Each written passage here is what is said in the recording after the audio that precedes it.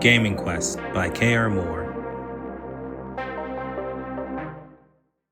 Down by the steps of a condo in San Diego, 12-year-old Daryl waited as his twin Kobe retrieved their neighbors, ready to put their plan into action. Xander, a slim skater teen, and Max, a girl dressed in newly shopped clothes. Before them stood a raging parade that lit up the entire city, a celebration for others, an obstacle for them. What are we doing? I thought Daryl was going to buy the game copies for us since he was the only one with free time today, Max questioned. Yeah, no, that's our fault for assuming he could handle a simple task, Kobe snarked. He spent the whole day finishing the prequel. What? Bender exclaimed. Why didn't you just buy our copies first and then do that? Code Menace 6 will be sold out any minute now. Daryl pouted and ruffled his curly black hair. Whatever, I already got an earful from my clone over here. Waste time ranting at me now, and we'll miss our chance. Then spoilers will be everywhere by tomorrow. The annoyed boy soon found himself blocked by the vast crowd.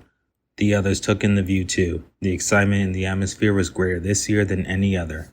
He sighed and pushed through. After forcing their way past a sea of partiers, the four took a deep breath as they found a small clearing near a back alley and dove into it. Man, how are we going to make it there and back in time before Kendall comes home and grounds us? Kobe whined, knowing they weren't supposed to be out so late. I've always said curfews are dumb, Max added. Xander sighed, knowing they were still a couple blocks away from the store. Just to be clear, your sister can't ground me too, can she? Daryl thought for a moment before a light bulb flicked on. He then went up to the curb and called out for a taxi, taking an embarrassingly long time to realize there wouldn't be any coming due to the parade. I wasn't going to say nothing, because you wouldn't learn anything if I did, Kobe muttered while whacking him on the back. Let's just think for a moment and pace ourselves. Okay, if that will work, then how about this? Daryl leaped up and grabbed onto the fire escape, scrambling up as fast as he could, much to the shock of everyone. Xander and Max shared a concerned glance. Oh, now he wants to be proactive. Once on the roof of the building, Kobe, though upset, couldn't help but take in the amazing citywide illuminated view of the parade. So, moron, what's your plan now? How is triggering my fear of heights supposed to help? Daryl ignored him, gauging the distance between their building and the next. Simple, just like this. No, dude, no! The group tried to grab him as Daryl did the unthinkable and leaped from their rooftop to the next, just barely landing as the distance was close enough.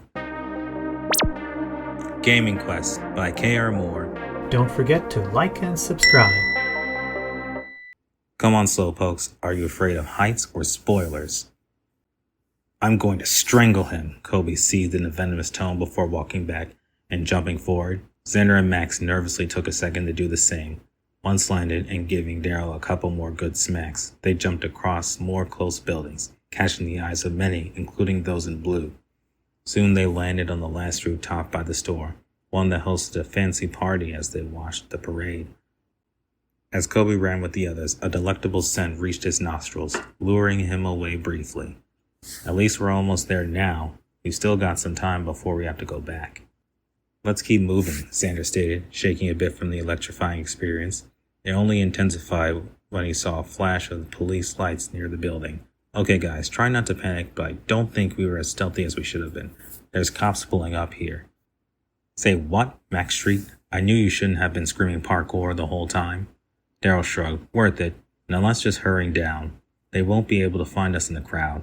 His eyes then wandered for his brother, who had his head stuck in a cooler gulping something down. He went to retrieve him, but was shocked to find the more rational twin now strangely giddy and dazed. Don't tell me you drank some of the soda in that cooler, didn't you? I thought he couldn't handle sweets, Xander worried. He can. Let's just go home before his condition kicks in, Daryl ordered. What? I'm perfectly fine, Kobe stated, despite practically sliding down the ladder. The group then hurried towards the game's door, their relief fading immediately upon seeing the line as it was mixed into the crowd, completely impossible to tell where they end. Xander clicked his tongue. So close. Kendall will be back before we can even get in there. Kobe, still dazed from his sugar intake, noticed the crowd getting riled up, even more so than before, prompting the four to peek and spot a huge float featuring a popular singer about to begin her performance. Ooh, it's Nova from the Star Chasers. I love her latest album. I heard she's going to do a collab with the Stargazers soon. Max's eyes then darted behind the group, and an idea formed in her head. Hey, I wonder. She slid back, and soon a loud bang reverberated throughout the area, thankfully not catching much attention. Oh, gentlemen, she murmured, snapping the boys out of their captivated singing. There, Max stood next to a vent with its cover pried off its hinges. Nobody will see us if we sneak in this back way, not with Nova performing. Good thinking, Max, Daryl praised, but was returned with a glare. No, you'll be paying the next time I go shopping. Those vents look real dusty. After rummaging around through the vents, the four exceeded the weight and roughly tumbled into an empty room filled with game copies. Jackpot, Daryl cried as they each grabbed a copy of their objective.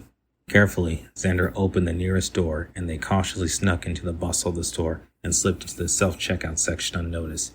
Daryl held up his copy victoriously as the others also basked in their rewards.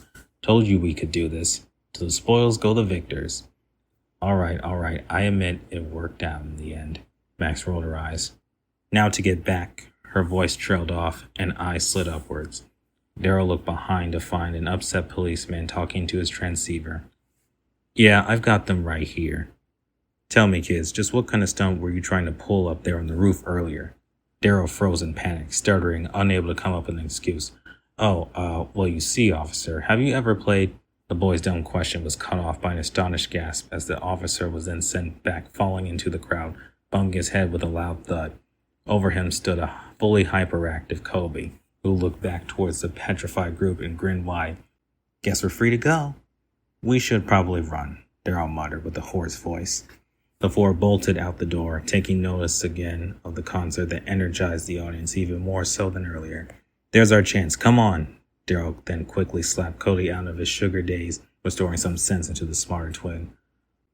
Oh, I get it. Wave, Max shouted as they jumped on top of the crowd as the concert raged on. Thankful the people got the memo and formed a wave that they rode in the direction of home.